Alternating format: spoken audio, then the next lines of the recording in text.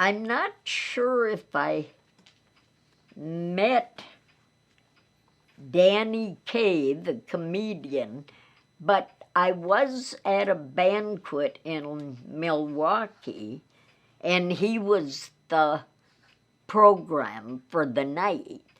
And I'm not sure, but it seems like maybe he came around the tables, because it just seems like somehow or other I feel like I had met him. So I don't remember anymore. But I do remember at that banquet, I was working, it must have been at the telephone company in Milwaukee, and I believe that was what the banquet was for. And we were all invited, and I was sitting there next to a nice gentleman that was carrying on quite a conversation with me. And I said something about, boy, I'd sure like to have one of the utensils. I don't remember if it was a spoon or what, as a souvenir, but I know we can't take them. Go ahead, he said, take it. That's all right. And I said, well, no, I doubt if we're supposed to. Go ahead, that's fine. So I finally did. I thought, well, maybe I can. So I took it and put it in my purse or pocket, and we sat there and visited a little more. And then all of a sudden he said, look, and he turned his collar, and here he was a security guy or some kind of FBI man or something. And I just about went through the floor. I thought, oh my goodness. And I said, and I stole that. And then he started laughing, and he said, don't worry about it. That's okay.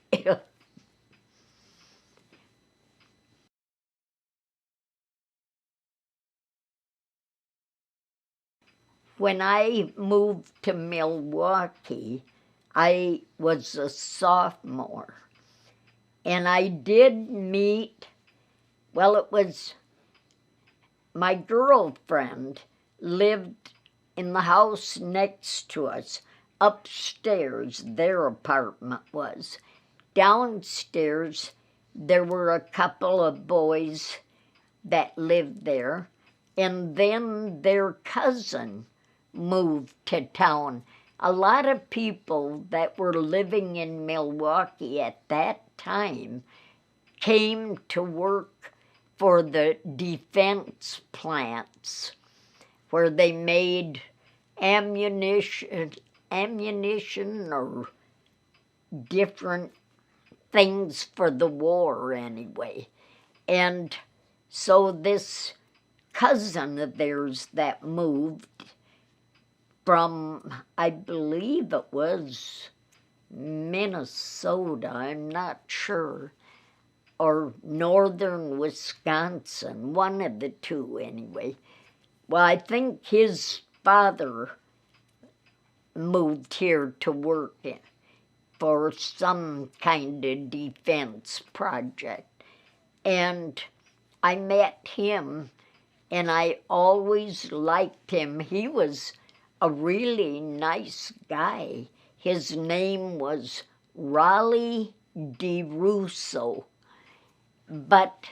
And he later asked me if I would marry him, and I said, no, you're Catholic and I'm Lutheran, and it would never work out because you would never change and I would never change to Catholic.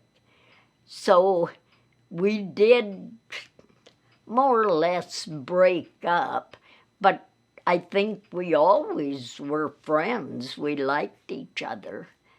And then I think I met, well, then when I came back to finish my schooling, my senior year in Canton, then that's when I met, well, actually my second husband. But at the time, of course, I hadn't been married once yet.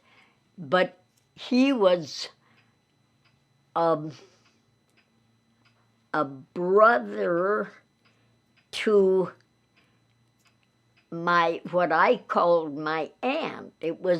It would be my aunt by marriage, because she married my uncle, Freeman. Milda, her name was. And she was the oldest or next to the oldest in their family. And Hamai, who I later married, was the youngest. No, he was the second to the youngest in their family. So I met him and we dated, but then I decided he drank a little too much. So while he was in the service, I wrote him a Dear John letter. And you know what that is? Yeah, where you say, I can't marry you because I don't feel you're good husband material. And so I did that. I don't know how he took it. He never talked to me after that.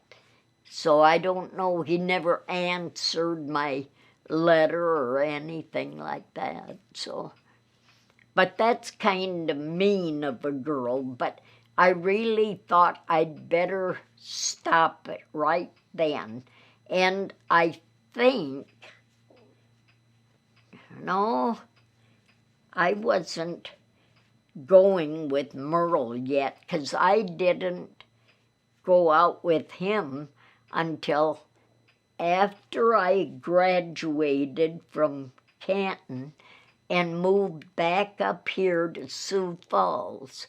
And I lived in a house with my girlfriend, Leona Ullman, and her family. I rented a room from them, and it was while Leona and I worked at an office downtown, and that was about the time Merle came back and found out where I was working and called to see if he could take me out to lunch or whatever it was. So, yeah, I dated.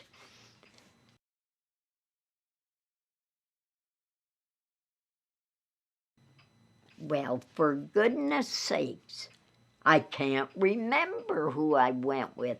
I think I did. Yeah, I'm positive I had a date. I remember my formal and corsage, but I don't remember who I went with.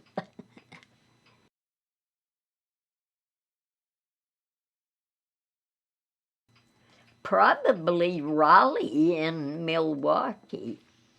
I really liked him, but not, I knew from the beginning I'd never marry him, but he was a nice guy. I really enjoyed being with him.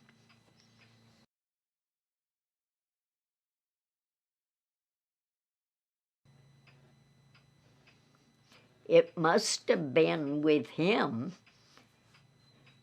I don't remember any special place. He used to come over, and there were other neighbor boys that would come to our place. quite often just, I wasn't interested in them, although I think there were a couple interested in me. But we would just maybe play cards or sit around and visit. And I'm not sure. I suppose he would take me to the movies now and again, but I don't remember any exact time.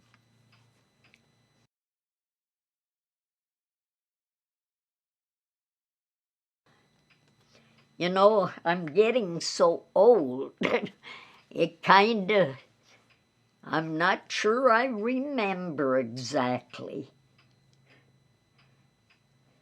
It would have had to been with Merle the first time I really, I think, unless it, well, I liked Raleigh real well, but we never got to that point until later where he asked me to marry him, but I don't think we ever talked romance, really. We just enjoyed each other's company more. So it would have probably been Merle, and I do not remember a lot about it. I just felt that he would make a good husband and a good father, and I guess I just kind of went from there.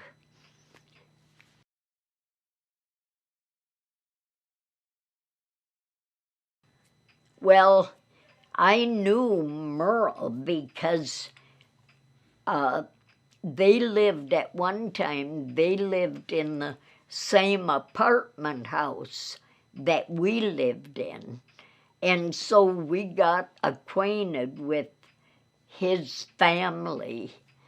And during the war, when he was in the service, in the Navy, my sisters and I would visit his folks. They moved a few times, but we always kept in touch with them. Not that I thought anything about ever marrying him at that time, but we were just friends of his mother especially, and we would make it a point to visit with her quite often. So that's how I knew him.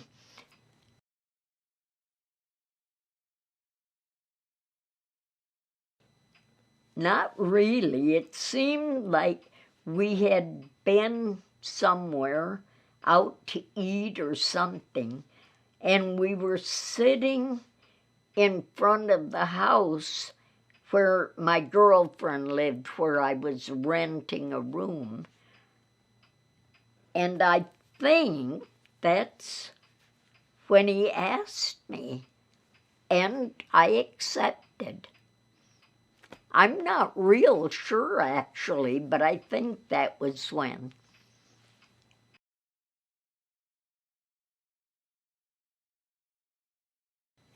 Yeah, with Merle, I was married at East Side Lutheran Church, and it was not the big, beautiful building it is now.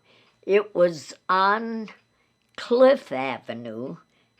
I can't remember, probably between 6th and 8th Street, maybe.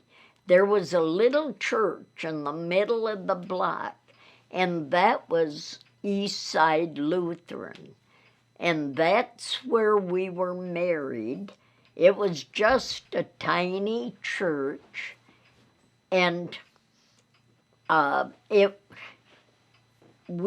just wore a sleeve or a knee-length dress, and my girlfriend, not Leona, her younger sister, was my bridesmaid, and she stood up for me, and Merle's good longtime friend stood up for him. And I liked Pastor Gregerson. He was the pastor, and he was real nice. And it was a rainy day in August, so it wasn't a very good day for taking pictures. We took some, but they didn't turn out really great because of the dreary gray day. But we did take them, and I thought it was very nice. We had a reception at his folks, and I remember his mother made sandwiches. It was ground rabbit, I believe is what it was now, and it was delicious. But she had sandwiches with that on, and I remember Mrs. Ullman, who was my girlfriend's mother, I don't remember how we got on the subject, but she said, "Oh, I would never eat rabbit." I don't know if somebody made a remark, and she said, "But this chicken on these sandwiches is delicious." And I think I knew that it was rabbit, but I didn't say anything to her about it. And I just enjoyed the time with everyone and just never bothered to say anything to her. So I guess she never knew. But then Merle and I left, and we drove to Mitchell, I believe it was, and that's where he had made hotel reservations. And then the next day, we drove to the hills for our honeymoon. So yeah, I remember most of those details.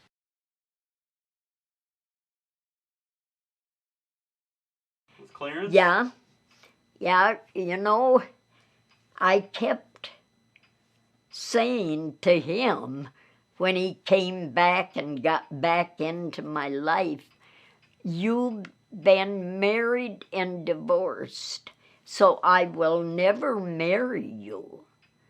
And he kept working at me, of course, and I talked to my pastor about it, and he didn't really say I shouldn't. I do not quite remember how he worded it. But then I got to thinking, and I thought, well, would it be all right if I did marry a divorced guy? And finally, I guess I just decided it would. And so we went and talked to the pastor, and I was trying to keep everything quiet from the people I work with, and I guess my kids knew it, but I didn't want anyone else to know about it. And I said, I'm just going to have a very quiet wedding, nothing flashy. We're just going to get married, and that's all. Well, here, Sally and Connie, I think it was, got their heads together. They invited people that I worked with. They invited my aunts that I wasn't going to tell either from Canton. And I don't hardly remember who else. But here we went quietly to the church. Sally and Cliff, her husband, stood up for us, and we were married after church one Sunday. It was after lunch, I think, because we went back up to the church. And it was a very nice, small wedding. I think Connie and I'm not sure. There wasn't supposed to be hardly anybody there. But here in the back, my aunts came, and they were sitting. I didn't know it then. And so it was a quiet wedding, and we were married. And then I thought, well, now we'll just go home. And here they had tied stuff on the back of our car, and we went rattling home, and I thought, oh, goodness. And here I walked in. It was quite a few people in here. And Pat had across the street, my friend, she didn't go to the wedding, but she had come over and got the lunch all set up. I think Sally and Connie saw that most of it was done. They'd ordered a cake for us, and there were people from my work and my aunts, so I was really amazed.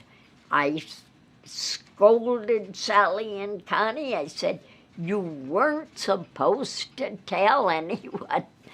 But they had, and we had a real nice time.